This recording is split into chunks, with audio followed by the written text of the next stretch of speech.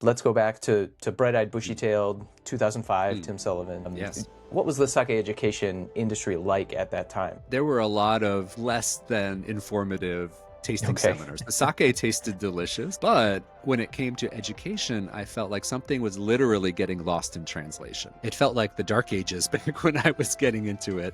And the internet and social media did not exist. If they could find a more approachable price point, they'd be willing to do more exploring. I really think so. I've always called it like the $12 bottle of wine problem. You can Sure. get that $12 bottle of wine, and chances are it's going to be pretty good. And we need something similar in the world of sake. Someone will come up to me and they're like, Timothy, I took your class 12 years ago on Zoom.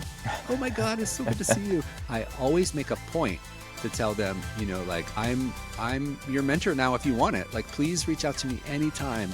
I want to stay in touch. I want to help you on your journey. And I wish someone said that to me when I was just learning. What's the difference between good and bad education? I think one thing that I've come back to again and again is asking why and what's the value for the student.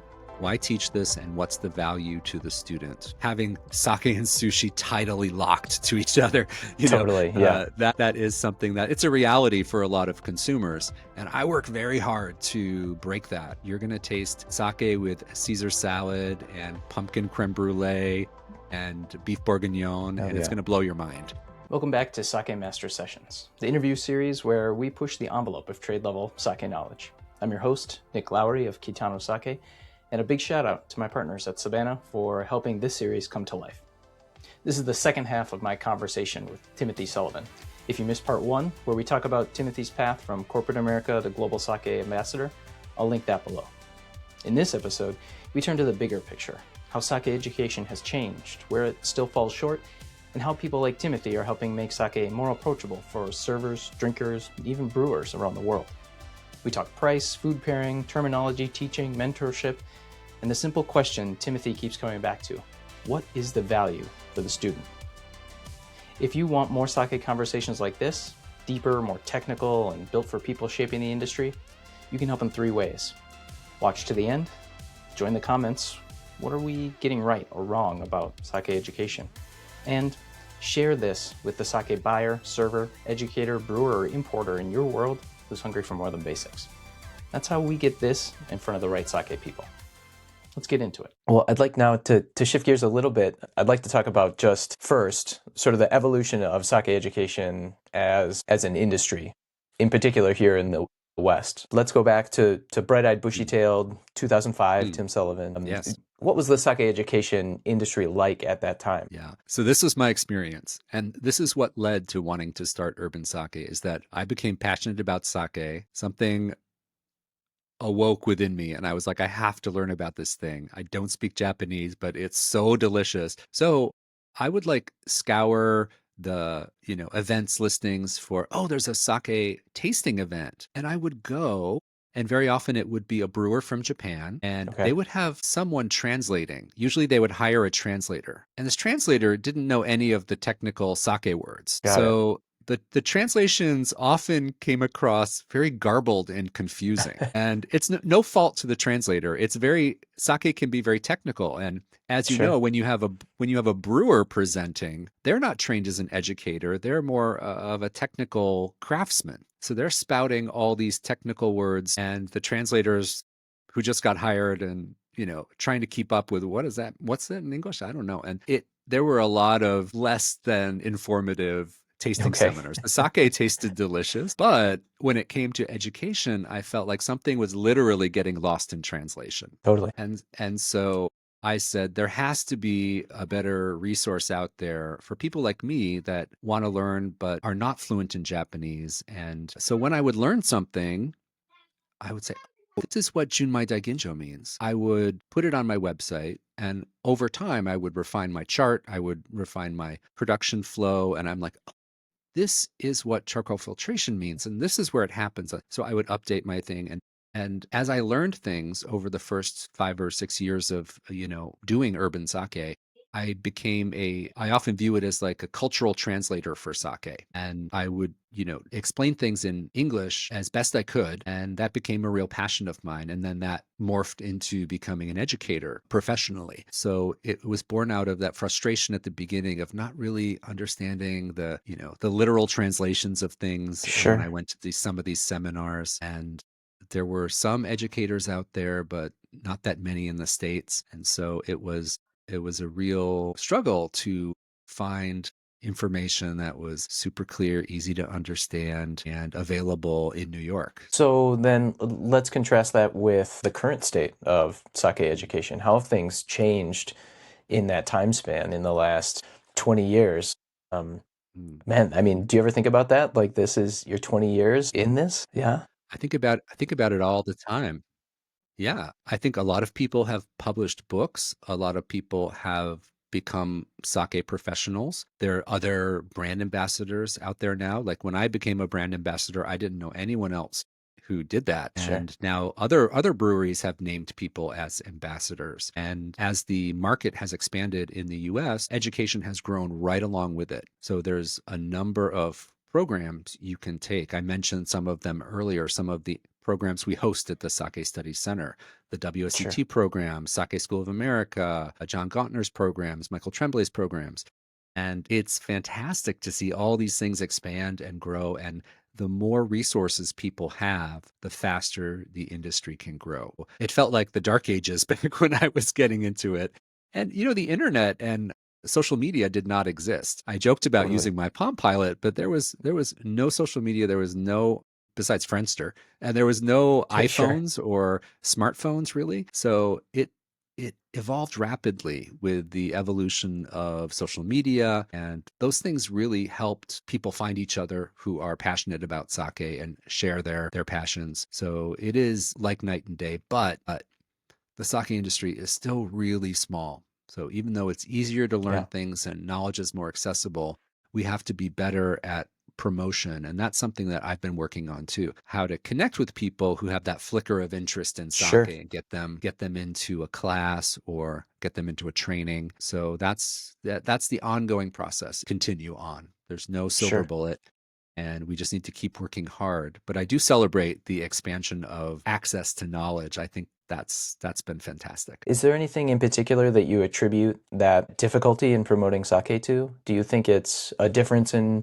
maybe Japanese culture and American culture, or maybe just the physical isolation of Japan from the rest of the world where the product is produced? What do you attribute that difficulty to? Yeah, this is the $64,000 question. This Sure. is what everyone is looking to solve, and I've thought about it a lot. I think one thing that really always stood out to me is the cost, what I'll call the cost issue. When Okay. sake is brought over from Japan, there's all these layers, the three-tiered system, and it adds quite a bit to the cost. The first time I went to Japan and looked at the retail cost of my favorite sake, I was like, oh my gosh, the world is on sale here. Like everything is so inexpensive in Japan. Yeah, And then it made me realize, like, oh no, what I'm paying is a real premium for these sakes. And I think they're worth it. The quality is amazing. But in Japan, they are a fraction of the price. And I think about that conundrum a lot. How can we hit that sweet spot? You can go into a wine store and you can say, I want a $10 bottle of wine. I want a $15 bottle of wine. I want a $20 bottle of wine. And you can get something really good at all those price points. And in the world of sake,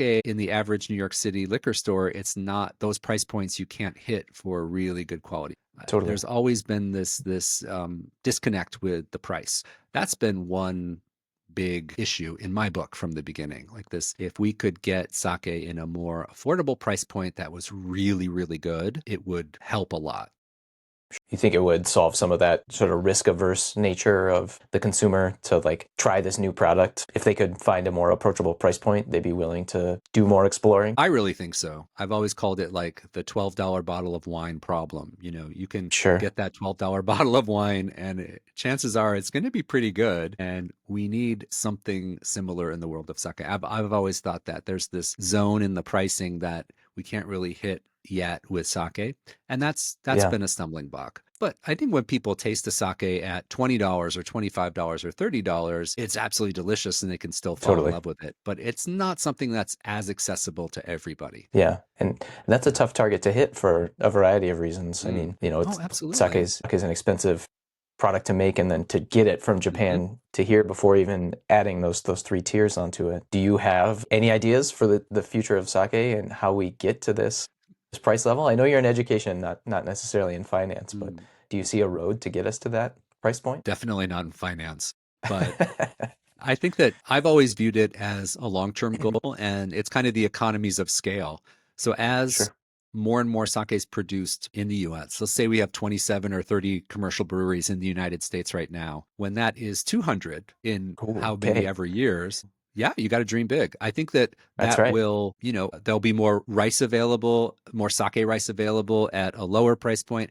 The economies of scale will pick up and it will allow, I think, for us to finally fill that $12 wine bottle hole in the market. And that's something I thought about for a long time. When really good sake becomes available at those more affordable entry level price points, it's going to really change the speed that sake can be adopted across the whole sector. The other thing I think about with sake that's a challenge is like the the inability to read labels, or kind of Sure. the foreignness of sake, perceived foreignness, and Hmm. that it has to be consumed with Japanese food. So this Yeah. like having sake and sushi tidally locked to each other, Totally. Yeah. that is something that it's a reality for a lot of consumers. And I work very hard to break that. And when I teach classes, I tell people, some sakes actually pair better with pizza than sushi. And they're like, what? Absolutely. And it's something that is the future. Pairing sake with non-Japanese food is the future, and it's going to help expand tremendously. I do a luncheon called Sake for Wine Psalms, and Okay. this is sponsored by the NTA, and I do it about once a season, once a quarter, and we get some budget from the National Tax Agency of Japan, and we introduce 30 wine psalms to pairing sake and non-Japanese food. And I think this is a great way to show people at an industry level, like, hey, just sit down and taste this stuff. You're going to taste, sake with Caesar salad and pumpkin creme brulee and beef bourguignon, Oh and it's yeah. going to blow your mind. And Absolutely. it's a very direct experiential way to show industry people that are, deep in the wine world, like, hey, don't forget about sake. Yeah. I always say that if you run a restaurant and you have a wine list and there's beers and ciders on your wine list, then you have room for sake 100%. And Absolutely. that's my Preach. target audience. Yes, I'm preaching. So then in this evolution of the sake education landscape, do you think there were any particular gaps that are still existing? Are there any opportunities that you think we still need to capitalize on from an strictly an education perspective? Well, I think the gaps that we identified are really critical. So Sure. we developed the sake server certification, and I identified the restaurant server as kind of an underserved demographic for education that was Absolutely. specifically built for them. And the reason is because they are the people on the front lines. They Yeah. approach a table and say, what can I get you to drink? And they can just as easily say, we have some new sakes that just came in. They're absolutely delicious. Would you like a sample taste? It is awakening them to the ability to introduce people to sake. How it can, like, for me, it was super delicious. I ordered it on a whim, but Yeah. if I had someone recommend it to me and taste it and I had my aha moment, that is true hospitality.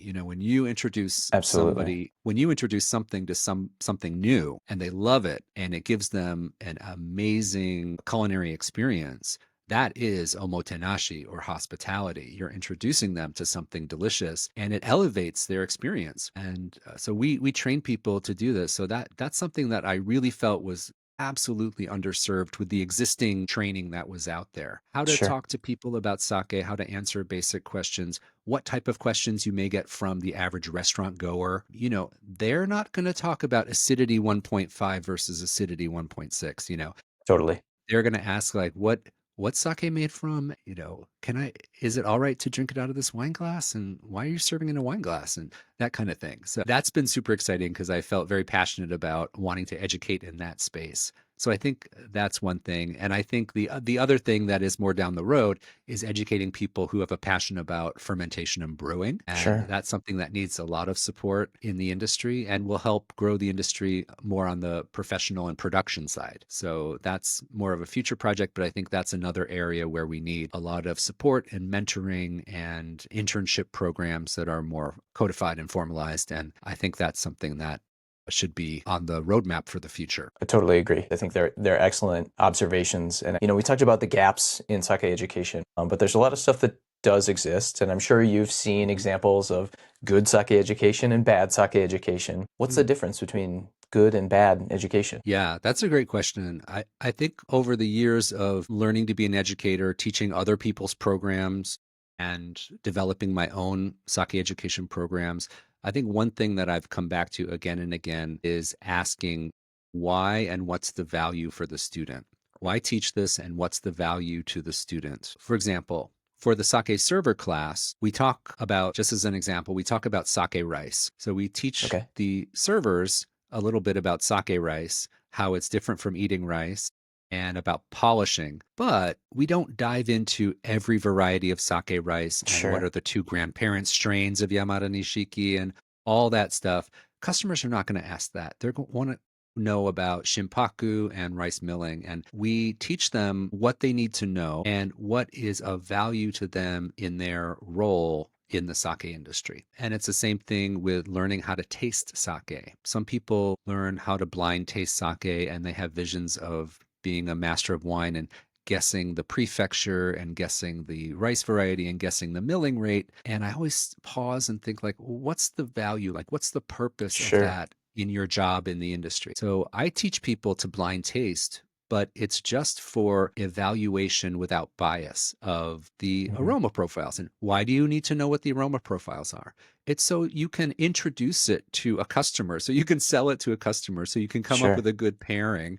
So it's a critical evaluation of the sake, but it's for a very practical reason. So I like to think of the practicality and the purpose behind what I'm teaching. Another really good example of this is the sake classifications.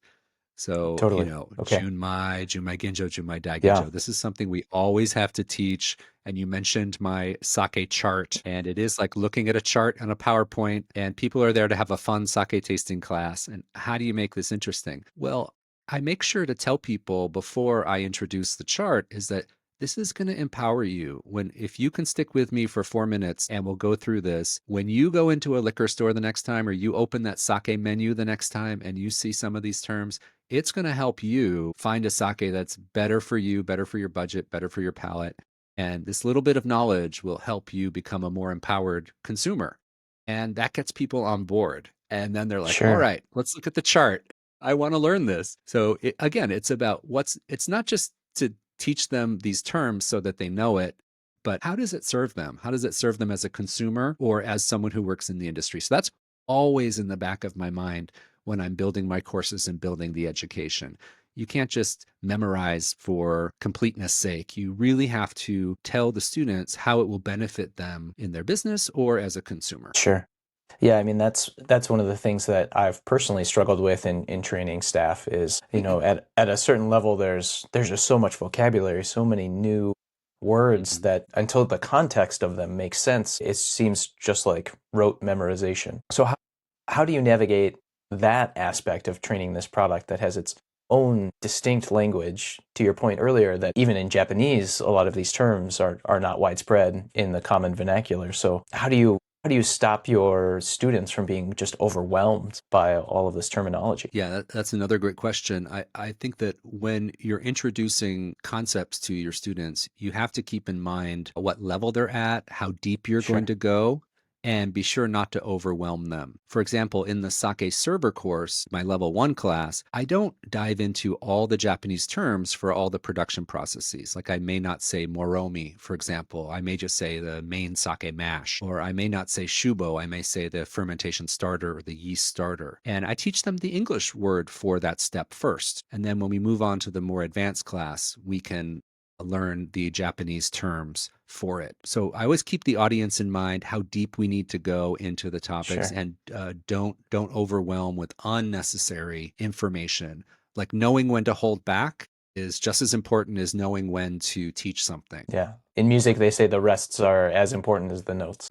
Absolutely. And I also always make a point of breaking up the theory that we talked about, the Okay. textbook part, with tastings, or let's get up and do the brewery tour, or let's get up and do an aroma evaluation exercise, or something that gets them up and walking around. So I try not to have people sit in lecture mode for long stretches of time. I find that breaking that, it's like, oh, let's do a tasting. Let's taste two side by side. And it shifts the focus and refreshes the mind, and they're using a different part of their brain, and then we'll go back to the Sure. textbook stuff. So I found that that's very helpful as well, to break up that a little bit, and you can absorb bit by bit. Yeah, not only just segment it, but then also anchor it in these other senses.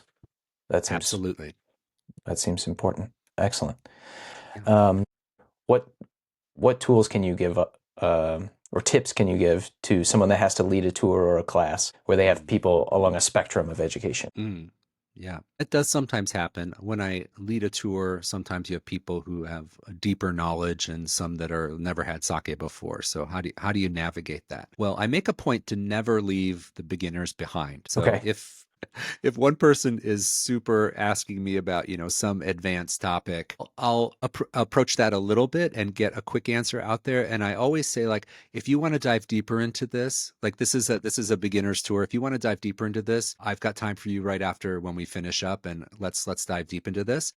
But I want to make sure we cover blank topic as well. And then I move into the next beginner's topic. So when I have those advanced people come to one of my beginners classes, I absolutely have to be sure that all the basics get covered and everyone who's just starting gets the information they need. And I indulge the more advanced questions a little bit, as much as I can, but I always want to make sure that we go back to respect the people who are rightly there at a beginner Sure. level. One thing I always do in my classes is I have this online response system that I use. One of the questions I always ask in my lectures is, how much experience do you have with sake? Absolute beginner.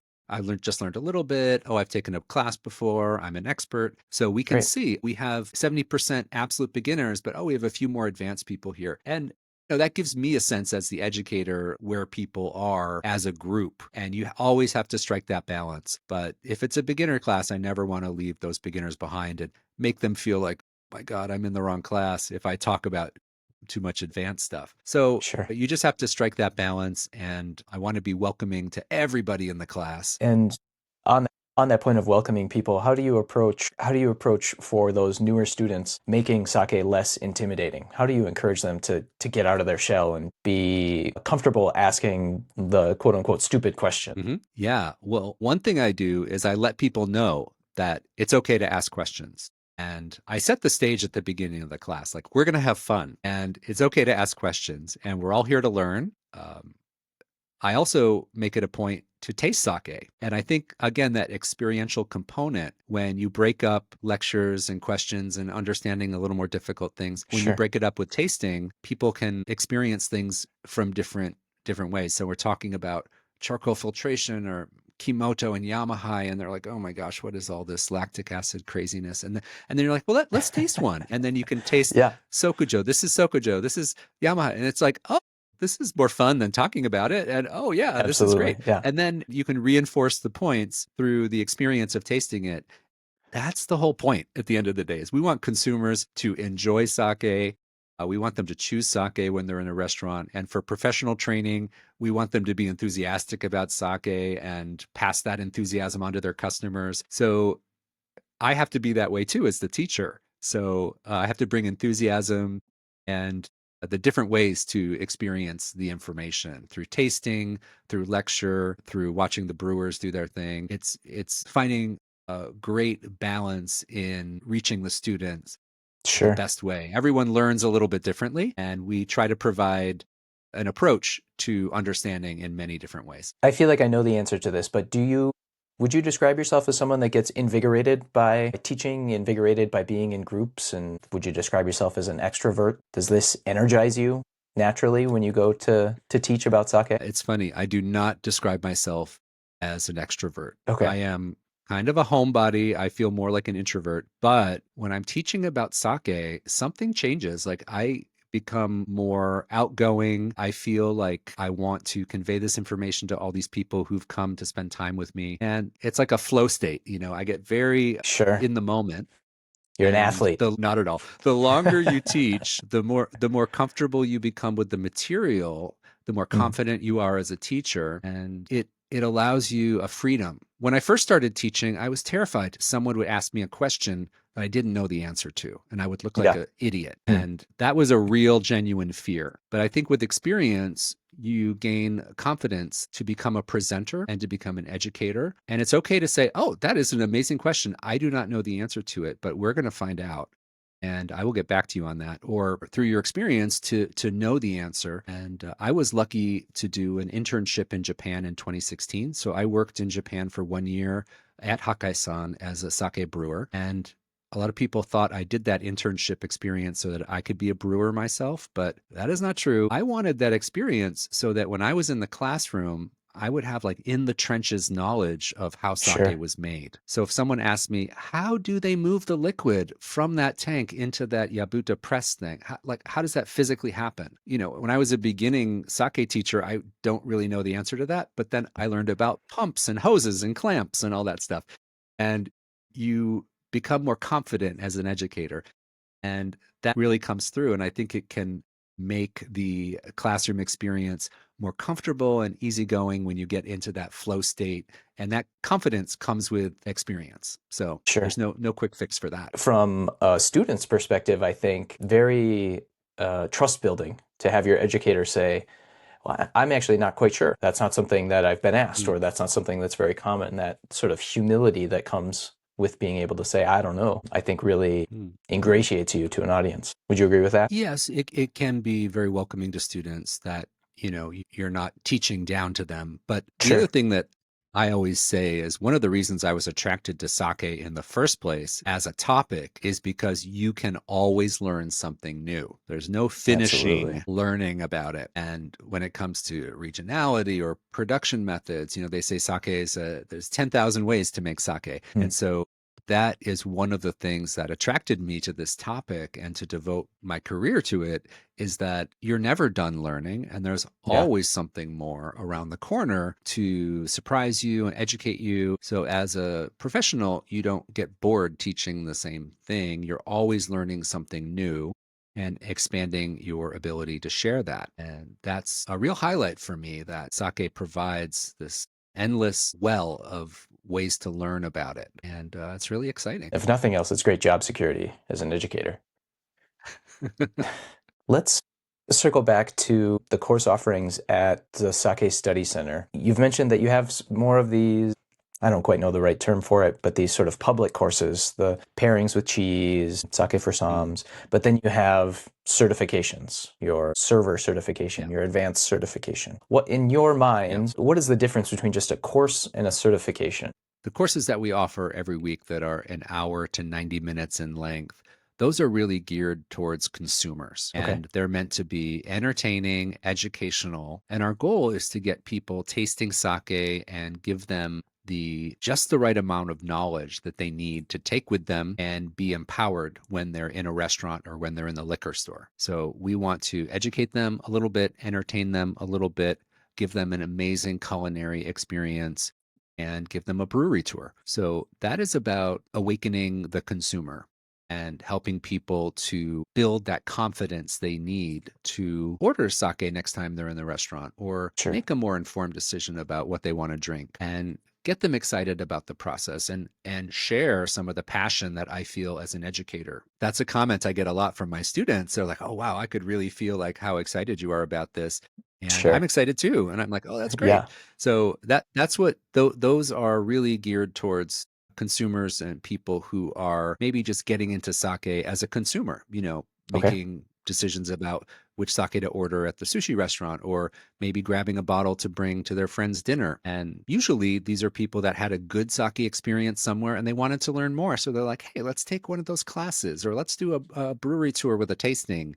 And, I had some really good sake the other day and I don't know anything about it and I want to learn more. So that's our ideal customer for these consumer classes. And for the certifications, these are for people who want some type of professional advancement in the world of sake, whether they're already in hospitality or they're getting started in retail or restaurant work, and they want confidence and they want some type of certification in those areas. We now offer 2 levels, as I described before. And that's just for people who are more professionally engaged and want that. They also want confidence in presenting sake to others, but they're basically becoming educators themselves. Like when they stand in Sure. front of a table and introduce the sake list, they have to educate as much as we do. So we're teaching them and empowering them and trying to build up their confidence to introduce sake to their customers as well. So that's the primary difference. The audience is definitely a little different from our regular courses to our professional courses. When you're approaching developing these courses versus the certifications, not just in what you talk about or how you talk about it, but in the way you actually compile your information, maybe whether it's the rigor or the technicality of it, is there a difference in how you approach creating the curriculum itself? There really is. I mean, the consumer courses, we touch on topics very briefly, and we want to empower people with a little bit of knowledge.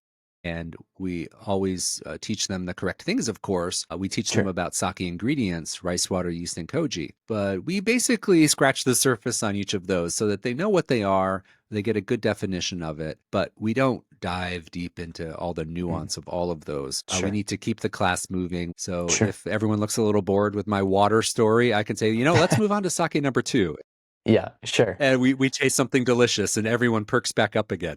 So With your certifications then, by contrast, do you feel like you've established these are the things that I need my students to learn? yeah, the big difference is there's an exam for Sure. the professional courses that we offer, and they need to pass a test.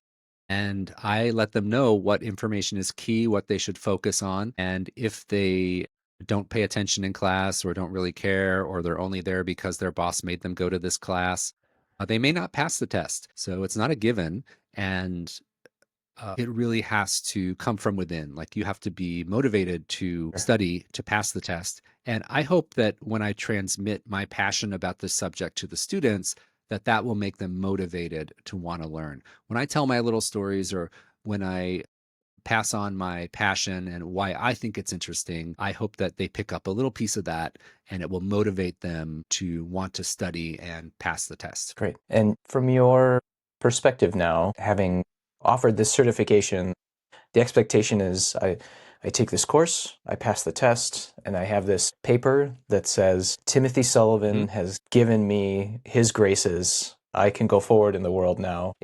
How is your sense of that, saying, I've put my stamp on this person? Do you feel a weight? Do you feel a responsibility, a fear that your disciples now are out in the world? How does that feel to you? I don't feel fear. I feel very excited. One thing I always say when I finish up the class, I'm like, okay, you're going to have your test is coming up and, we can ask me any questions, but I always pass out my business card and I say, Okay. Congratulations. I am now your sake sensei. And that makes everybody laugh. And I say, we're in community now. Like I'm your teacher. Yeah. And if you ever have a 911 sake emergency, and you need to call someone with a sake question, you can always call me. Like I'm your teacher now, and I want to build community with all these people who've gone through my course. And I have people come up to me. I'm like at a restaurant, and someone will come up to me, and they're like, "Timothy, I took your class 12 years ago on Zoom. Oh my God, it's so good to see you." And I'm like, "Hi." And over the years, I've taught so many people, but it's great to reconnect with people. And I always make a point to tell them, like I'm your mentor now if you want it. Like, please reach out to me anytime. I want to stay in touch. I want to help you on your journey. And I wish someone said that to me when I was just learning. And so I work very hard to stay in touch with all my students and make sure that they have someone they can call if there's ever a question or a sticky situation or something comes up in relation to sake. that they need advice or help with. So that is something that is very, very important to me. And I always make a point of highlighting that in my classes. But as far as students being out there in the world, I'm just thrilled that they have the certification from me, and they may not pursue sake as their main thing, Mm. but the fact that they have that in their back pocket and they have a little more confidence when it comes time to talk about sake, that makes me feel great. If you wouldn't mind, can you distill for us maybe a handful of key takeaways from our conversation? Maybe some 3 do's, 3 don'ts. If you're a sake educator, you've got to teach a class, whether to the public or to your staff. What are your like golden rules that you bring into to teaching? Yeah. One I already mentioned, which is do put yourself in the shoes of your student. What's the purpose of the class? What do you want them to take away from it? And what's going to be useful to them as they leave the classroom? If they're going to be working in a restaurant, if they're just going to be, a sake consumer in the future, put yourself in their shoes and say, what do you want the outcome to be at the end of the class? And use that as your guiding principle. So that's one thing I really recommend. A second thing I really recommend that helped me a tremendous amount was, I remember when I was approaching teaching my first class, I went to the bookstore and I got a book on how to be a good presenter, like how to get up and talk in front of people, how to present something and not be totally boring was like so helpful. And Sure. if you're usually a brewer and you work in the brewery and you all of a sudden have to get up and talk to a group of people, reading a book on just how to be a presenter, how to present yourself, and how to broach topics in a speech was really, really helpful. So I would recommend finding a good book on how to present, how to teach. That was really helpful to me. I think the last tip I would really have is just be sure to have fun. If you create an atmosphere of fun and excitement, that the students are going to feel that, and they're going to take all their cues from you as the teacher. So if you're like, this is really hard and you better learn all this stuff, and if you don't, I'm going to be really disappointed in you. Like if you approach it with that mentality, people are going to be gripped with fear. But if you start the class by saying, we're going to have so much fun today, I'm so excited to be with you. We're going to take, oh my gosh, the sakes I have for you are amazing. And we have a few charts to look at, but we're going to make it a lot of fun. I try to start my classes like that to set the stage that this is going to be an enjoyable experience. And we're in a sake brewery and we're about to taste this amazing stuff. And we're going to learn about this amazing beverage. And setting the tone for the class is really, really important. And a smile. That's the last thing. You have to smile when you educate. Great. Really, really important. And some things not to do? Yes, please. Yeah. Okay. I'm scared you're going to say things that I do all the time. No, not at all. I think the first thing is don't overstate your knowledge. Like if there's something you don't know or you get a question and you're like, I think it's really, as we talked about before, it instills even more confidence with the students if you admit the limits of your knowledge. Not everybody knows everything, and not everyone can be a super expert in everything. And there's always something new to learn. When I was first starting teaching, I would keep track of like all these curveball questions I got that I didn't know the answer to. And those have become fewer and fewer, but I still get questions regularly that they're like, oh, that's a really good, I never looked at it that way. Let me find out. I'll get back to you. Knowing your limits and being very genuine about what you know. Not everyone can know everything, but if you're educating, chances are you know a lot more than the students and you can bring a lot of value to them, but you don't have to know every nuance of production. And what else not to do? Well, I think that when we're dealing with alcohol, you have to be careful, like to know your limits with alcohol and your students' limits with alcohol. And like when I'm teaching people and it's a fun, cocktail style seminar and people are drinking, that's totally fine. But if I'm educating professionals, like I make everyone spit and teach them the professional method of like respecting alcohol and the limits of that. So I guess the don't do is, just pay attention to people's consumption, your own consumption around alcohol, and just that is a area that has to be respected, and it's very real in our community. That's an excellent point, to be respectful of. I've definitely seen people over-educate themselves, to put it that way. Yeah, totally. Well, great. Thank you for that. So as we begin to wrap up here, is there anything in our conversation that you were hoping we would talk about that we didn't? Anything that I missed in asking you? Well, there's one thing I touched on briefly that I think is really important that I Please. want to highlight when it comes to educating. This goes for consumer classes and professional classes, and that is being interactive with the students. I when you're an educator, you have to teach and you have to talk and you have to instruct everybody. But I try as much as I can to make it a back and forth. And I ask questions to students. I say, what's your experience with this topic? Have you ever had this style of sake before? And I mentioned using the polling system that I use in the classes. And that's a way to get responses from everyone without making someone stand up and talk in front of the whole class. But the key point I wanted to mention that I think is so important is to make classes interactive. It shouldn't be a one-way stream of information, but just make it a two-way street. That's really important for engaging fun education. That is a skill that not everyone has. It's something for sure to work on. For me, I'd like to, as a part of a wrap up, do some quick lightning round questions. Not nearly as formal, so these will come fast. Just right off the top of your head, give me the best answer that you can think of, first thing that comes to your mind. So first, if you weren't in sake, what would you be doing instead? I would probably be a language professor in academia. I might be teaching German language or literature, maybe something in translation, but I'd probably be involved in languages. Excellent. Can you tell us the last sake you had that wowed you? Well, it's such a tough question. I know. I know this is lightning round. I have to be fast. Oh gosh. Well, the last sake I had, I drank a sake last night. It was Suige Tokubetsu Junmai. And this is a sake that is so great because it is middle of the road and balanced in the best way. So it really wowed me in that regard. Like, I think this is a sake that could please anybody. So that's one I had last night, and I was remarking at how approachable it is. And I think that type of sake is really very much needed in our industry. So that was a wow for me. Excellent. I love that. And okay, now maybe getting a little controversial. Is there a trend in sake today that you really wish would die? This is just between us, right? And, the dozens that we'll watch. I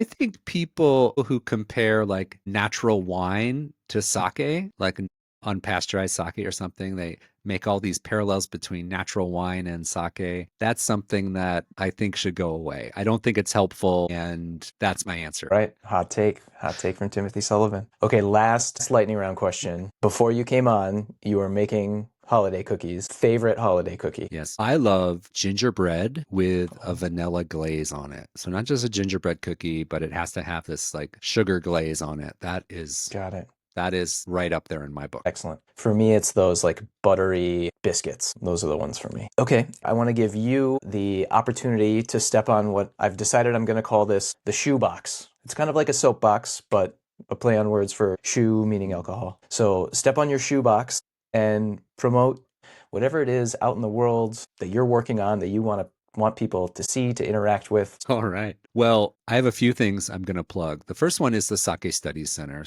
As you know, I'm the director of education there. We talked a lot about the classes we offer.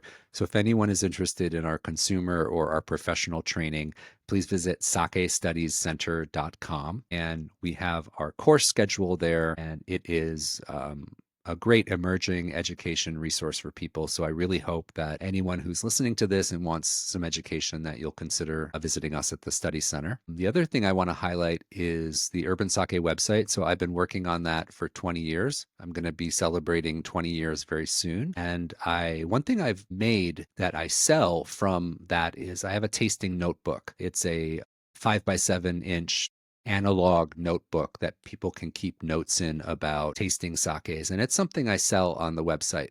So if you're interested in a notebook that you can carry around, and if you like pen and paper like I do, I think that's something that you should check out. It's a great gift for sake lovers as well.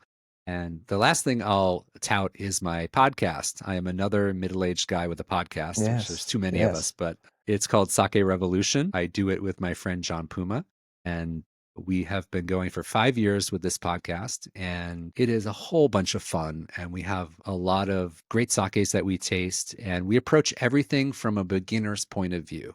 So this is not a podcast that focuses on complicated, hair splitting when it comes to defining words or all that stuff. We focus on enjoying sake, talking about topics that will be of use to our listeners and things that can help people pick a sake or a food pairing or learn a little bit about something really helpful when they're deciding their sake. And we try to tell some jokes and have a lot of fun. And we keep it to 30 minutes, so it's not overwhelming. So if you're interested in listening to a podcast about sake, we have the only sake podcast in the US. Please give that a listen. And that again is Sake Revolution. So that's all I have to promote. Excellent. I will throw a hearty endorsement behind the Sake Revolution podcast. I think I've listened to every single episode, and to your point that you aim it towards the beginner, there are still things that I find informative in listening to it as a brewer of almost a decade. And Timothy, my last question for you. In the spirit of building this sake community that we've talked about a handful of times now in our discussion, I am asking everyone that comes on this series to recommend someone that they can introduce me to whose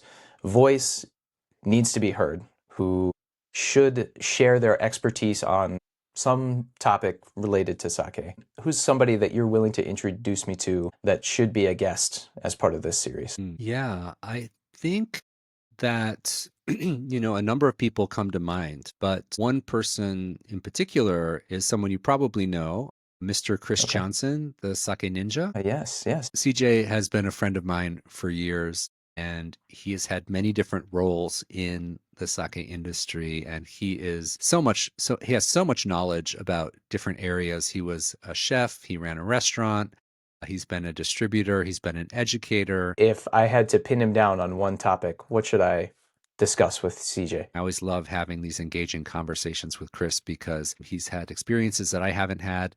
And he has a real depth to his time that he's been in the industry. And I always learn something when I talk to CJ. And I think that, if you asked him the same kind of questions that we talked about, like what's the solution to getting more consumers? I think that's a question we should ask all the people that come on your show. Okay, great. That's one of the cornerstone questions. How do we get more consumers of sake? What's your idea to solve that issue? I would love to hear that answer from all the different experts you have on the show. Okay, great. Yeah, I think that would be an excellent through line. Awesome. Thank you so much for spending your time here today, for sharing your expertise. It's been an honor to have you on. I've been a podcast guest of yours, and I'm so grateful that you were willing to return the favor to me. So thank you so much, Tim. I appreciate it. All right. Thank you so much. It's been really great to talk with you, and I'm super excited for this series, and I look forward to seeing some of the other videos you're producing. Thank you so much for having me today. It's been so much fun. Absolutely. Thanks, Tim. I've Huge stopped thank the you recording. to Timothy Sullivan for Are joining we me still super for delayed? this Sake Master Session. If you made it to the end, you are exactly who this series is for. These conversations are built for the people who want to go deeper on sake. Not just what sake is, but how it's taught, sold, served, brewed, and understood. So help me keep the conversation going. Drop a comment. What are we getting right or wrong about sake education? What should Tim and I have pushed into further? What lessons should the sake industry be teaching? And if someone came to mind while you were watching, a buyer, server, brewer, whatever, send it to them. You can find links to Tim, Urban Sake, Sake Revolution, Sake Study Center, all of it in the description. And if you missed part 1 of our conversation, I'll link that as well. Lastly, subscribe for more Sake Master Sessions, and I'll see you in the next video. Cheers.